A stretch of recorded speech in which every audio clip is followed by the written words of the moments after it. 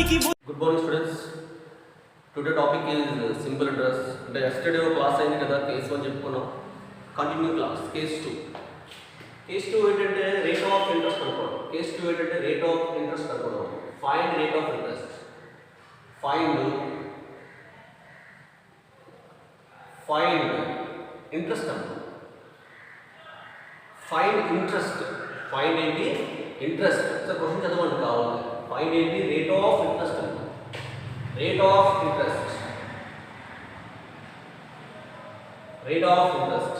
Yesterday సమ్మిది కాదు. Yesterday case వేరు. ఇప్పుడు కేసు వేరు. Yesterday కేసు ఏంటంటే కేవలం ఓన్లీ ఏంటంటే ప్రిన్సిపల్ అమౌంట్ ఇస్తాడు, రేట్ ఆఫ్ ఇంట్రెస్ట్ ఇస్తాడు, టైం పీరియడ్ ఇస్తాడు, ఇంట్రెస్ట్ ఫైండ్ అవుట్ చేయడం. అలాగే టోటల్ అమౌంట్ అనమాట. ఇప్పుడు అలా కాదు. క్వశ్చన్ ఏంటి చూడండి బాగా చేయండి. At what rate of interest? At what rate of interest of 8,000 rupees? 8,000 obtained by as a simple interest. This is simple interest. This interest ఇచ్చాడు. ఆయన ఎంత ఇచ్చాడు? 24,000 అమౌంట్ ఇచ్చాడు. 24,000 అమౌంట్ ఇచ్చాడు. ఎన్ని సంవత్సరాలకి? 4 years కి. ఎన్ని సంవత్సరాలకమ్మా? 4 years. అర్థమవుతుందా? Okay right. ఎస్టర్డే క్లాస్ వింటే ఈ క్లాస్ అర్థమవుతుంది. ఎస్టర్డే క్లాస్ కంప్లీట్గా వాచ్ చేస్తే ఈ క్లాస్ అర్థమవుతుంది. Okay right. Thank you. చూద్దాం సొల్యూషన్. చూద్దాం ఏంటి సొల్యూషన్ అంటే మీకు తెలుసు ఆల్రెడీ. ఏంటి ఆ solution? Given that. What is given that? Given that principal amount ఇచ్చాడు. 24,000 రూపీస్ ఇచ్చాడమ్మా ప్రిన్సిపల్ అమౌంట్. నెక్స్ట్ టైం ఇచ్చాడు 4 years. 4 years ఇచ్చాడు టైం.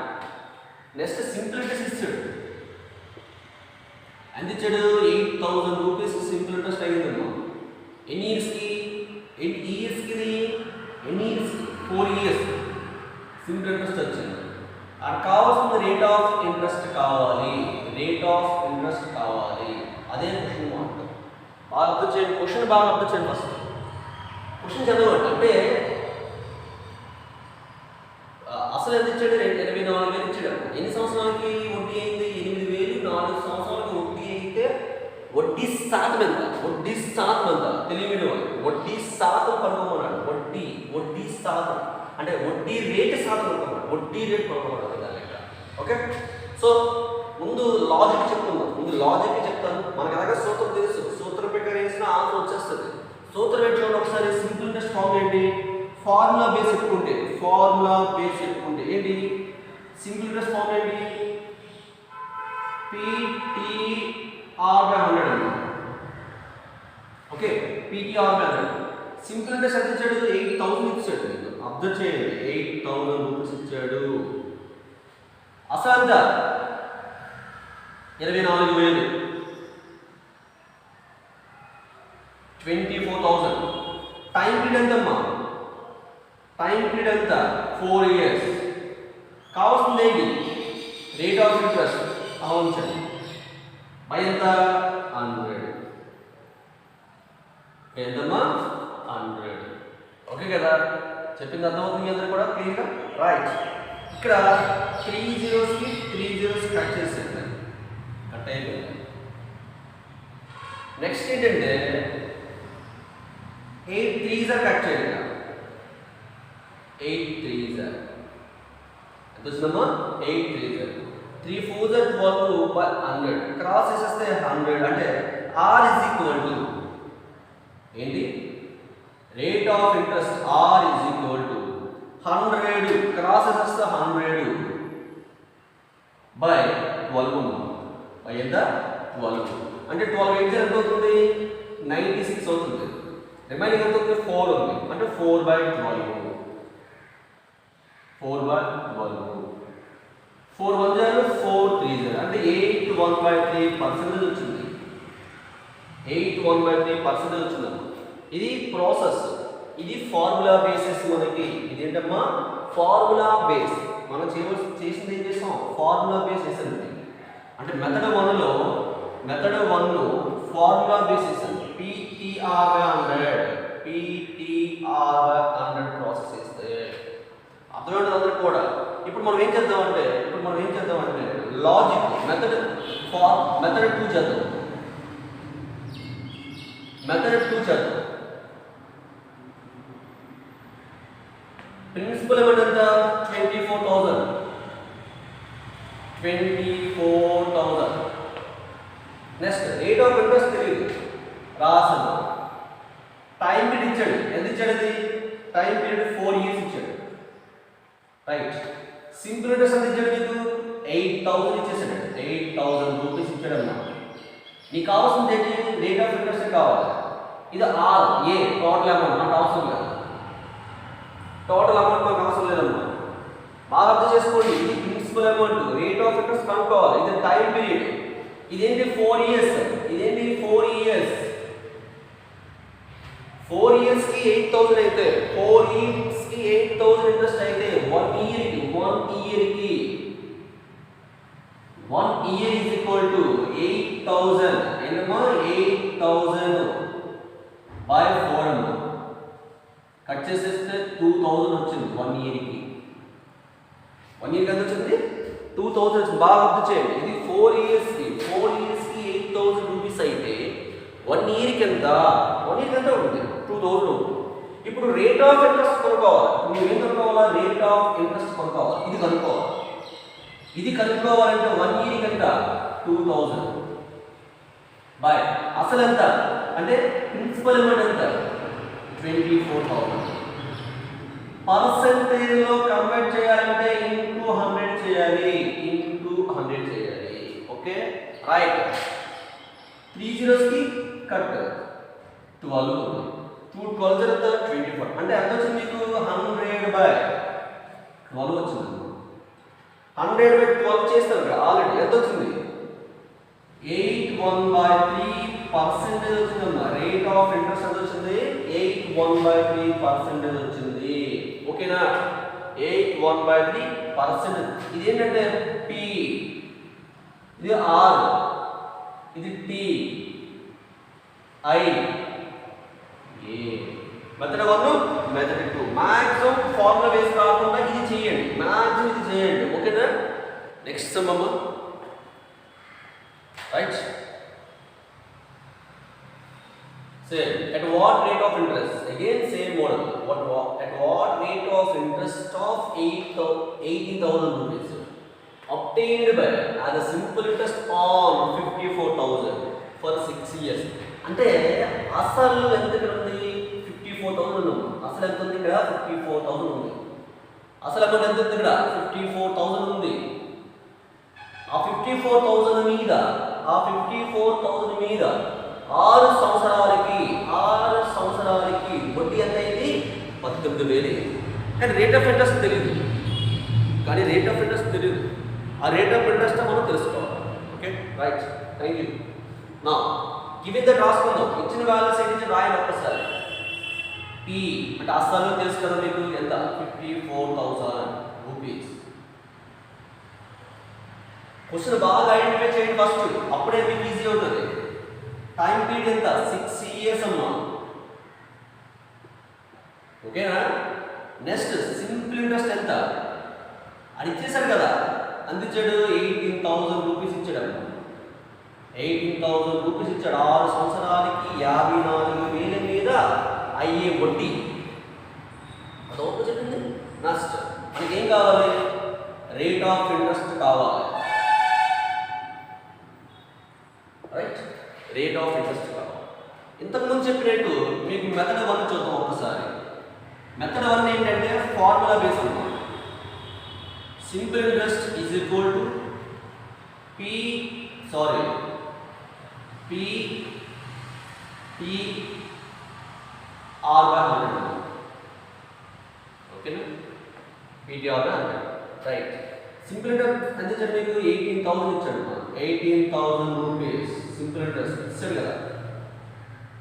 ప్రిన్సిపల్ అమౌంట్ ఎంత ఇచ్చాడు మీకు? 54,000 రూపీస్ అన్నమాట. ఇంటూ టైం ఇచ్చాడు ఎంత? 6 years ఇచ్చాడు. 6 years. రేట్ ఆఫ్ ఇంట్రెస్ట్ మీకు తెలియదు. బై ఎంత? 100. చెప్పింది 100.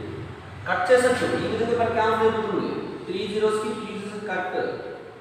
18 3s are 54. 18 3s are 54. 18 3s are ఎంతమ్మా? 54 అవుతుంది. 18 3s are 54 అవుతుంది. ఓకే, ఇప్పుడు నీకు మిగిలింది ఏంటి? 3 6 are 18 ఇంటూ 6 బై ఏంటి? 100 అమ్మా.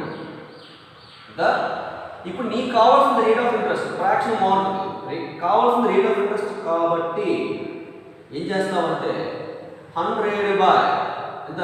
18 అమ్మా. 100 ఎంతమ్మా? 18. 100 బై 18 వస్తుంది. 100 బై 18 వస్తుంది. ఓకే, ఇప్పుడు దీన్ని ఇప్పుడు 100ని 18 చేసి డివిజిబుల్ చేయండి. మీకు కావాల్సిన ఆన్సర్ వచ్చేస్తుంది. మీకు కావాల్సిన ఆన్సర్ వచ్చేస్తుంది. ఓకే, ఇది మీరు చేయండి. రైట్, 100ని 18 చేసి డివిజిబుల్ చేయండి. మీకు కావాల్సిన పర్సెంటేజ్ వచ్చేస్తుంది. ఇది మీ టార్గెట్, ఇది మీకు ఛాలెంజ్. మీరు చేయండి. నెక్స్ట్ మెథడ్, నెక్స్ట్ ఏంటి? మెథడ్ 2 అమ్మా. నెక్స్ట్ ఏంటి? మెథడ్ 2. మెథడ్ 2 అమ్మా. మెథడ్ 2 ఏంటి? ప్రిన్సిపల్ అమౌంట్ ఎంత? ప్రిన్సిపల్ అమౌంట్ ఎంత మనకి? ప్రిన్సిపల్ అమౌంట్ ఎంత? 54,000. రేట్ ఆఫ్ ఇంట్రెస్ట్ తెలియదు, టైం పీరియడ్ తెలుసు 6 years. ఇంట్రెస్ట్ ఎంత? 8,000. దీంతో నాకు పని లేదు, అలా అవసరం చేయండి, నో ప్రాబ్లం. 6 years కి బాగా అర్థం చేయడం. 6 years కి 8,000 అయితే 6 years కి 8,000 అయితే 1 year కి ఎంత అవుతుందంటే సారీ 18,000 బై 6 కట్ అయితే 3,000 వచ్చింది. ఇది 1 year కి అంట. ఇదేంటి? 1 year కి. ఇప్పుడు నీకు కావాల్సింది ఏంటి? రేట్ ఆఫ్ ఇంట్రెస్ట్ కావాలి. ఏం కావాలి? రేట్ ఆఫ్ ఇంట్రెస్ట్ కావాలి. రేట్ ఆఫ్ ఇంట్రెస్ట్ కావాలంటే అప్పుడు గుర్తుపెట్టుకోండి. 1 year కి ఎంత వస్తుంది? 3,000 వచ్చింది.